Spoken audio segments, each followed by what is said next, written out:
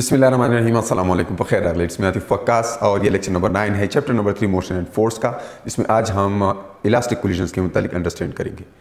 Last lecture में हमने in elastic collisions के मुतालिक डिस्कस किया था। उसमें मैंने मुख्तलिफ एस्पेक्ट्स बताए थे इन इलास्टिक कोलिजन के कि जो MCQs या problem solving point of view से इम्पोर्टेंट थे। मैंने वो टेक्निक्स बताए थे जो मुख्तलिफ प्रॉब्लम सॉल्व करने में आपके हेल्पफुल हो सकते हैं। आज एक प्रॉब्लम से स्टार्ट लेंगे। सबसे पहले ये प्रॉब्लम सॉल्व करते हैं और फिर हम इलास्टिक कोलिजन की तरफ जाएंगे। A gun can fire a bullet of 40 grams with the velocity of 1200 meters per second. If a man holding the gun can exert a maximum force of 144 Newton, calculate the number of bullets which can be fired per second at the most. Number of bullets calculate करनी है जो किसी gun के ज़रिए से पर second fire की जा सकती हैं। और इंफॉर्मेशन क्या है, mass of the bullet given है और उसकी वेलोसिटी गिवन है, और जिस बंदे ने मशीन गन पकड़ी है वो इतनी ज़्यादा से ज़्यादा फोर्स एक्सर्ट कर सकता है। इन इंफॉर्मेशंस को यूज़ करके हम ये प्रॉब्लम कैसे सॉल्व करेंगे, तो मैंने लास्ट टाइम बताया था impulse of machine gun and that was F delta T impulse of machine gun, that was NMV। या इसको इस तरह भी लिख सकते हैं, क्योंकि आप जानते हैं कि F is equal to change in momentum per unit time. अगर आप ये फार्मूला भूल गए हैं तो आप ये Newton second law in terms of momentum लिखें, और चूँकि एक बुलेट का मोमेंटम mv होगा, हम ये लिखेंगे mv divided by delta t। लेकिन चूँकि वो एक बुलेट नहीं है, n नंबर ऑफ़ बुलेट्स अगर हम कहते हैं कि मशीन गन से फायर हो रही हैं, लाइक बर्स्ट पे है, तो फिर अगर n बुलेट्स हैं तो उनका मोमेंटम भी n multiplied with momentum of single bullet, because वो डिस्क्रीट हैं और they are countable, they are quantized, and each of them has their own momentum, and that's why हम simply single bullet के momentum को n से multiply कर लेते हैं। this is true for every stream of particles, चाहे वो जिस तरह के भी particles हो, लेकिन एक stream में जा रहे हैं, एक दूसरे के बाद जा रहे हैं, किसी जगह पे पड़ रहे हैं, तो उनका जो collective momentum होगा that can be simply represented with n times momentum of single particle out of that stream. F is equal to n mv divided by t। Rearrange कर लें और n के लिए फार्मूला आप लिख सकते हैं F delta t divided by mv, and if you substitute the values you get the result 144 multiplied with the 1 because per second मांगा है। एक सेकेंड में कितने फायर होंगे, अगर वो कहते 10 सेकेंड में तो आप यहाँ पे 10 लिखते जितना टाइम गिवन होता। and then mass is given as 40 grams. Now you know that unit of mass is kilogram, तो इसको हम 1000 पे डिवाइड करेंगे। और चूँकि एक और चीज़ भी हमने लिखनी है, दैट इज़ वेलोसिटी की वैल्यू 1200 है, गिवन है मीटर पर सेकेंड। तो ये चूँकि SI यूनिट्स में नहीं था, इसलिए मैंने इसको SI यूनिट्स में लाने के लिए 1000 पे डिवाइड किया। ये ऑलरेडी SI यूनिट्स में है, वैसे ही लिख लिया। तो ये 2 zeros इन 2 zeros के साथ कैंसिल हो जाएंगे, ये 0 इसके साथ कैंसिल हो जाएगा। 144 डिवाइडेड बाई 48 क्या आता है, 144 डिवाइडेड बाई 48। और इसको अगर हम सिंप्लीफाई करें तो ये 3 आ जाता है। 3 bullets पर सेकंड वो मशीन गन जो है उसके ज़रिए से फायर की जा सकती है। 3 total bullets per second fire की जा सकती हैं। And now we move to elastic collision.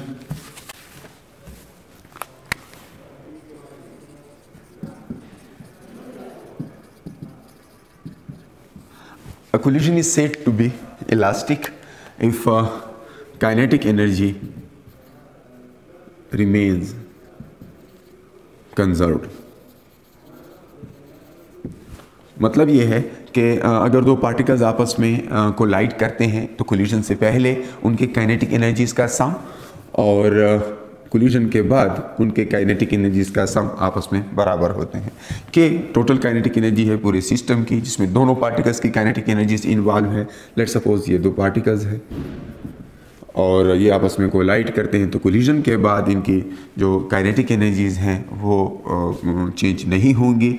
ये हो सकता है कि इस पार्टिकल की काइनेटिक एनर्जी पहले ज़्यादा हो और फिर कम हो जाए, या इसकी पहले ज़्यादा हो फिर कम हो जाए, या वाइस वर्सा के कम से ज़्यादा हो जाए। तो इंडिविजुअल्स की ज़्यादा या कम हो सकती है, लेकिन चूंकि ये एक सिस्टम है, ओवरऑल इन दो पार्टिकल्स के सिस्टम की काइनेटिक एनर्जी जो है before and after collision same रहती है। तो इस तरह की कोलिजन को हम इलास्टिक कोलिजन कहते हैं।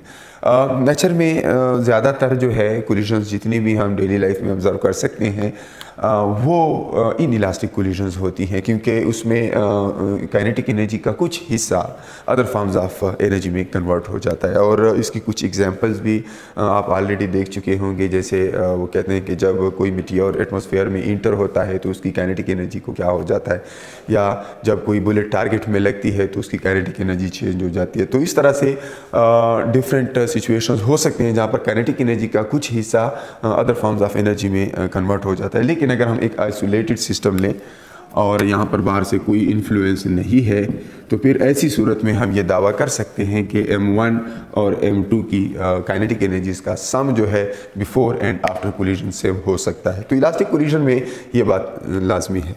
बाकी जिस तरह इन इलास्टिक कोलिजन में हमने पढ़ा था कि मोमेंटा का सम भी बिल्कुल इसी तरह से before and after collision same रहता है, और टोटल एनर्जी तो वैसे भी कंजर्व्ड है, वो तो किसी भी सूरत में वायलेट नहीं होगा। ठीक है, अब हम इसमें वन डायमेंशनल केस लेते हैं।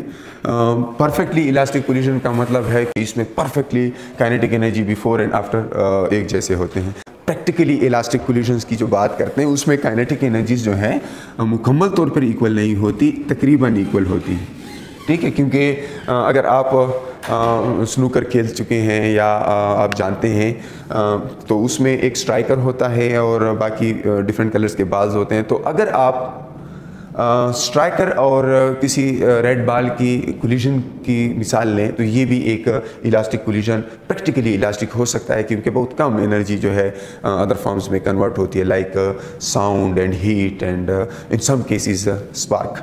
सो काइनेटिक एनर्जीज नियरली इक्वल होती हैं जो प्रैक्टिकली इलास्टिक कोलिजन्स होती हैं उनमें, और हम यहाँ पर जो इलास्टिक कोलिजन ही इज्यूम करेंगे, ये हम काइनेटिक एनर्जीज को सेम इज्यूम करेंगे। सो फिर इसमें वन डायमेंशनल भी हो सकता है, टू डायमेंशनल भी हो सकता है। मैं elastic collision in one dimension की बात करूँ, elastic collision in one dimension, तो उसमें हम हेड ऑन कोलिजन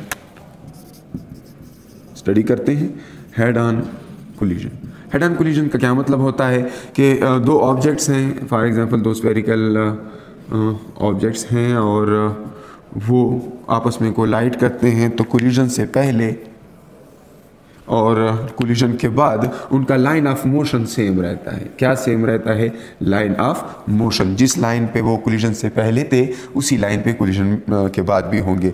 और इसमें ये है कि ऐसा हो सकता है कि वो इनमें से एक रेस्ट पे हो, दूसरा मोशन में हो, लेकिन वो एक दूसरे को क्या करेंगे? अप्रोच करेंगे कोलिजन से पहले, और कोलिजन के बाद ये एक दूसरे से सेपरेट होंगे, ठीक है। तो हेड ऑन कोलिजन बिल्कुल उसी लाइन पे वो रहेंगे। अब ऐसी सूरत में प्रॉब्लम्स इस तरह आते हैं कि वो दोनों ऑब्जेक्ट्स की वेलोसिटीज़ बता दी जाती है बिफोर द कोलिजन, और आफ्टर द कोलिजन उनकी वेलोसिटीज़ के बारे में पूछा जाता है। तो इसके दो फार्मूले हैं, यहाँ से डिराइव किए जा सकते हैं। इसका थोड़ा सा मैं एक स्टेप लिख लूँ, बाकी डिराइवेशन हम नहीं करेंगे, वो आप खुद चेक कर सकते हैं या फाइनल रिजल्ट्स याद रखें, क्योंकि हमारा काम प्रॉब्लम्स को सॉल्व करने के साथ है। तो kinetic energy before collision half m1v1 square पहले ऑब्जेक्ट के लिए प्लस हाफ m2v2 स्क्वायर दूसरे ऑब्जेक्ट के लिए, that is equal to half m1v1 dash square पहले ऑब्जेक्ट के लिए plus half m2v2 dash square दूसरे ऑब्जेक्ट के लिए। तो ये बिल्कुल आप यूज़ कर सकते हैं ये एक्सप्रेशन काइनेटिक एनर्जीज का। फिर मोमेंटा का, चूँकि वन डायमेंशनल केस है, स्ट्रेट लाइन में मोशन है, तो m1v1 फर्स्ट ऑब्जेक्ट का मोमेंटम, m2v2 दूसरे ऑब्जेक्ट का momentum, and similarly m1v1 dash square पहले ऑब्जेक्ट का momentum plus m2v2 dash square, sorry मैं स्क्वायर डाल रहा हूँ, ये m1v1 डैश और m2v2 dash moment of object 1 and 2 respectively after the collision. So इन दो इक्वेशंस को यूज़ करके आप ये इक्वेशंस डेवलप कर सकते हैं। पहले ऑब्जेक्ट की फाइनल वेलोसिटी, अच्छा, और दूसरे ऑब्जेक्ट की फाइनल वेलोसिटी, ये इंपॉर्टेंट इक्वेशन है। सबसे इंपॉर्टेंट इलास्टिक कोलिजन में ये दो एक्सप्रेशन हैं, तो इसको ज़रा आपने फोकस करना है। इन दो इक्वेशन से डिराइव की जा सकती हैं। अभी डिराइवेशन का टाइम भी नहीं है और आपको ज़रूरत भी नहीं है, सिर्फ इनको देखें। देखिए, हम पहले ऑब्जेक्ट की वेलोसिटी फाइंड करना चाहते हैं, तो यहाँ पर लिखेंगे पहले ऑब्जेक्ट का मास माइनस दूसरे का मास, फिर इसको डिवाइड करेंगे मासिस के सम पे, मासिस के सम पे डिवाइड किया। दूसरे ऑब्जेक्ट के लिए क्या करेंगे, m2 माइनस m1 लिखेंगे और इसको किस चीज़ पे डिवाइड करेंगे, दोनों ऑब्जेक्ट्स के मास के सम पे। फिर पहले ऑब्जेक्ट्स के साथ यहाँ पर v1 लिखेंगे, पहले ऑब्जेक्ट की इनिशियल वेलोसिटी, और दूसरे ऑब्जेक्ट्स के साथ यहाँ पर v2 लिखेंगे, इस ऑब्जेक्ट की इनिशियल वेलोसिटी। अब यहाँ पर एक और टर्म भी होगा, इस टर्म में आप दूसरा ऑब्जेक्ट m2 और दूसरे ऑब्जेक्ट की initial velocity v2 divided by the sum of masses m1 plus m2। बिल्कुल इसी तरह सेकेंड ऑब्जेक्ट की फाइनल वेलोसिटी के लिए आप क्या करेंगे, 2 mass of first object m1, velocity of first object before collision v1 divided by sum of masses.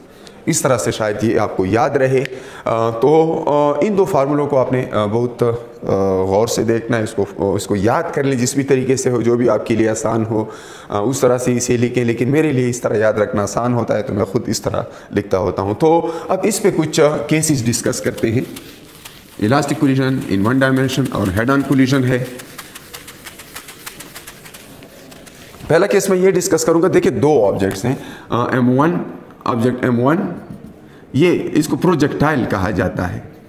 अगर दोनों में से एक को मैं टारगेट मान लूँ तो दूसरा प्रोजेक्टाइल है। यानी प्रोजेक्टाइल वो होता है जिसको थ्रो किया जाता है, और जिसके ऊपर थ्रो किया जाता है m2 फॉर एग्जांपल, मैं उसको टारगेट कहता हूँ।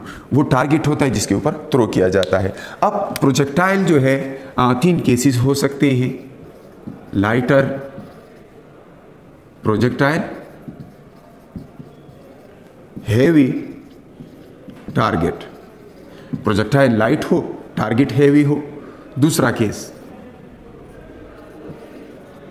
हेवी प्रोजेक्टाइल, लाइटर पार्टिकल या लाइटर टारगेट।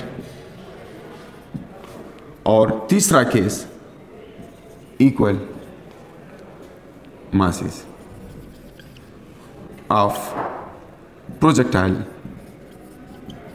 एंड टारगेट, कि दोनों के मासेस सेम हो। ये 3 केस मुमकिन है। इन दो फार्मूलों में इन तीनों केसेस को हम चेक करते हैं कि किस फॉर्म में इन इक्वेशंस को लेके आते हैं। तो ये तीनों केसेस हम डिस्कस कर लेते हैं। अब सबसे पहले मेरा फोकस इस पे होगा। एंड केस 1 में जैसा कि हमने कहा कि m1 is very very smaller than m2, lighter projectile है, हेवी टारगेट है। मैं टारगेट को रेस्ट पे इज्यूम कर लेता हूँ। और अगर सिचुएशन ये है कि m1 और m2 में से m1 का मास m2 से बहुत ज़्यादा स्मॉल है, तो इसको m1 m2 के साथ इंटरेक्शन के वक्त इग्नोर किया जा सकता है। फॉर एग्जांपल, एक दीवार है और उस दीवार में आप कोई बाल जो है दीवार की तरफ फेंकते हैं, तो m1 उस बाल का मास है, m2 दीवार का मास है। तो बाल का मास दीवार के मास के मुकाबले में बहुत कम है, इसलिए इसको इग्नोर किया जा सकता है। तो इस फार्मूला के अंदर अगर m1 को 0 इज्यूम किया जाए और इस इक्वेशन को यहाँ पे लिखा जाए, तो हमें क्या मिलता है, v1 dash is equal to minus m2 divided by m2 multiplied with v1। और v2 तो चूँकि हमने 0 इज्यूम किया था, इसलिए सेकेंड जो पार्ट है v2 की जगह 0 होने की वजह से ये ख़त्म हो जाएगा। ये इक्वेशन इस तरह से आ जाएगी। तो v1 dash is simply minus v1। Object 1 की velocity, final velocity initial velocity के मैग्नीट्यूड में इक्वल होगी, डायरेक्शन में अपोजिट होगी, ये बाउंस बैक हो जाएगा और जब ये वापस आएगा तो उसकी वेलोसिटी v1 डैश होगी। पहले इसकी वेलोसिटी v1 थी, लेकिन ये v1 डैश माइनस v1 के इक्वल है, opposite in direction, same in magnitude to the initial value.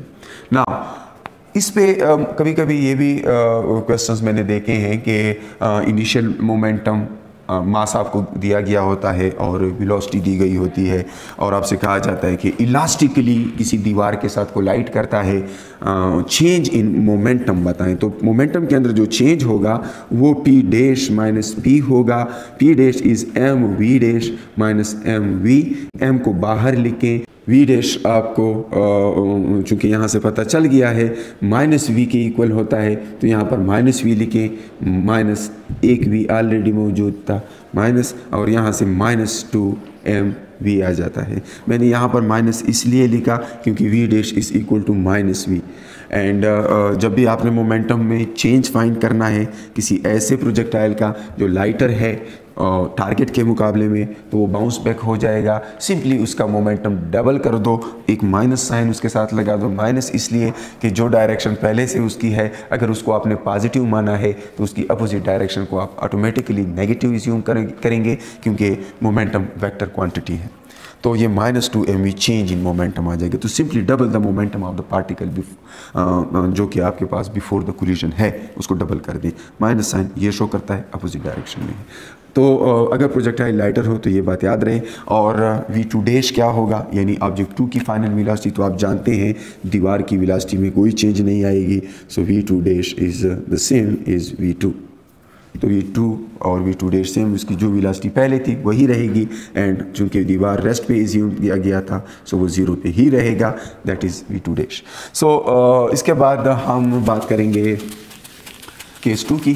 Case 2 में इस दफ़ा प्रोजेक्टाइल हेवी है और टारगेट जो है वो लाइटर है। तो हैवी प्रोजेक्टाइल के लिए हमने ये करना है, एग्जांपल आप इसकी ये ले सकते हैं कि कोई ट्रक जा रहा है और रोड पर ट्रैफिक कोन पड़ा हुआ है, तो ट्रक का मास चूँकि बहुत ज़्यादा होता है, ट्रैफिक कोन का मास उसके मुकाबले में इग्नोरेबल होता है। तो उसका ट्रक और उस ट्रैफिक कोन के दरमियान कोलिजन की एग्जांपल ये हो सकती है। तो वहाँ पर क्या करेंगे हम, case 2 when projectile is very much heavier than the target and target is assumed to be at rest. Now this time the mass of target can be ignored because it is very much small as compared to m1. So इस सूरत में क्या होगा, v1 dash की अगर बात की जाए, m2 को चूँकि इग्नोर किया जा सकता है, m1 divide by m1 v1, so that would be v1।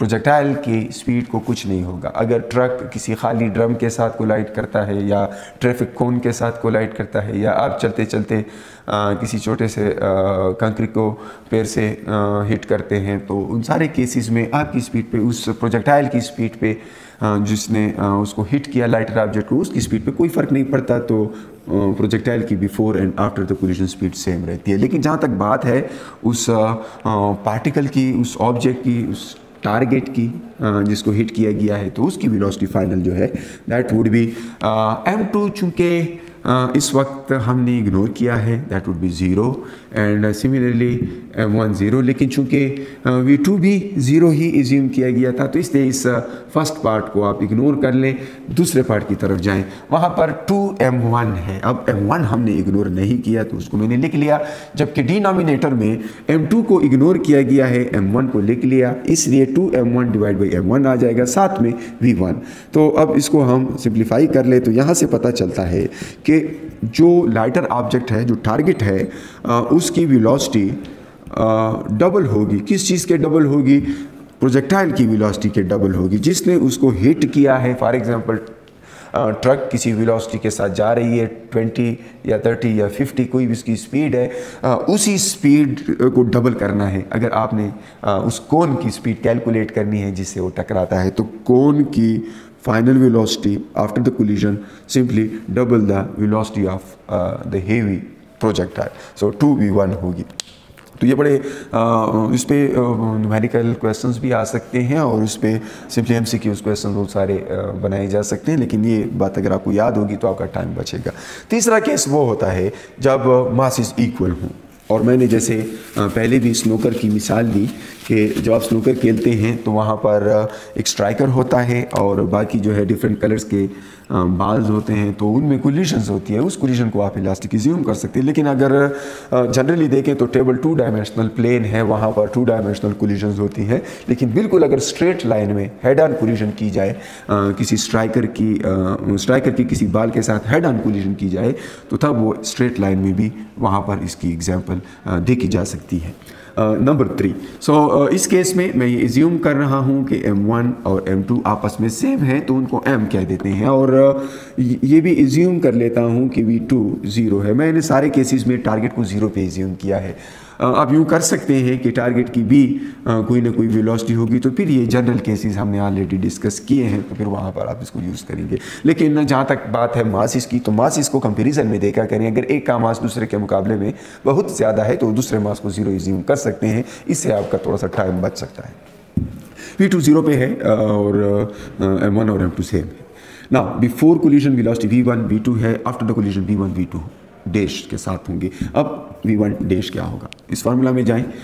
M और M दोनों M और M सेम है, इसलिए M minus M divided by M plus M और साथ में V1, और चूंकि V2 0 है दूसरा पार्ट नहीं लिखता, तो M माइनस M से 0 आ जाएगा, इसलिए V1 डैश इज 0।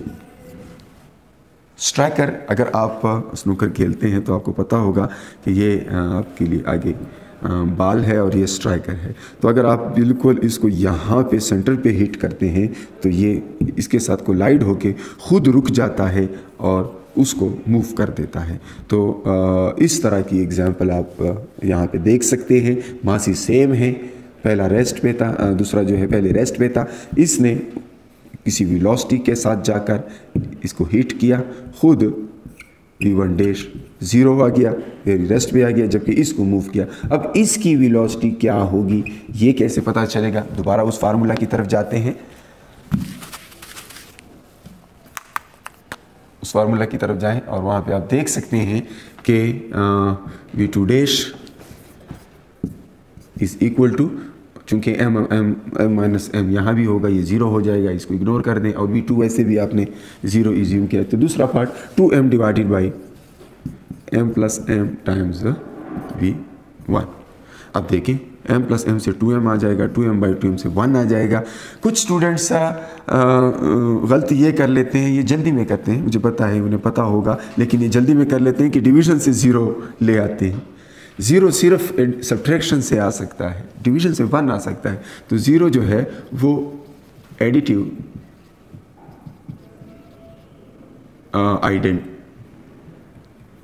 आइडेंटिटी है,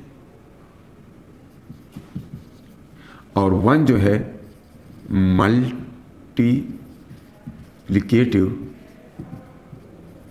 आइडेंटिटी है। तो कुछ स्टूडेंट्स जल्दी में डिवीज़न से कहते हैं 2M ये 0 हो गया, ये 0 नहीं हुआ, ये 1 हुआ। सो V2 डैश इज़ V1। और ये आप देख सकते हैं, जैसा मैंने कहा भी है कुछ देर पहले, कि final velocity of second object is equal to initial velocity of first object. और अगर तो ये कोलिजन इस तरह से है कि दोनों ऑब्जेक्ट्स कोलिजन से पहले किसी वेलोसिटी से जा रहे थे, तो अगर V1 नॉन ज़ीरो होता, V2 नॉन ज़ीरो होता, तो फिर यहाँ पर पहले की वेलोसिटी जो है V2 की इक्वल होती। मतलब यहाँ पर फिर आपको 0 नहीं मिलता, बल्कि 2M डिवाइडेड बाई 2M मिलता, यहाँ से आपको V2 मिलता, इसलिए फिर ये V1 डैश V2 होता। तो अगर मासेस सेम हो, इलास्टिक कोलिजन करें, तो फिर एक की वेलोसिटी दूसरे की हो जाती है, दूसरे की पहले की हो जाती है, यानी वेलोसिटीज एक्सचेंज हो जाती। और मेरा ख्याल है आज के लिए ये काफ़ी है। नेक्स्ट क्लास में इंशाल्लाह प्रोजेक्टाइल मोशन के मुतालिक डिटेल से डिस्कशन करेंगे। तब तक के लिए अपना बहुत सारा ख्याल रखिए। अल्लाह पामान।